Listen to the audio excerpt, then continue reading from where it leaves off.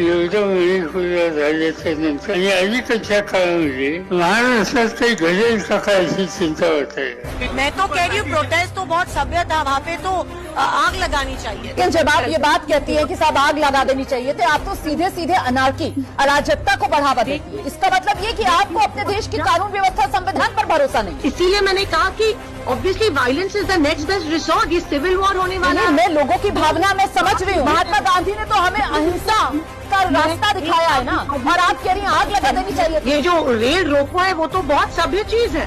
मैं I won't be surprised if people revolt against the government. नमावच लागेल ना। बांगलादेशमध्ये काय झालं, विद्यार्थ्यांनी भूमिका घेतली, विद्यार्थ्यांनी आंदोलन उभं केलं। त्यामुळे या विद्यार्थ्यांना या सरकारने, राज्याच्या सरकारने लाईटली घेऊ नये आणि हे आंदोलन जर वाढत घेतलं तर या सरकारला परवडणार नाही। येत्या 24 ऑगस्टला म्हणजे परवा महाराष्ट्र बंद महाविकास आघाडी आणि इतर सर्व पक्षांनी जाहीर केलेला आहे।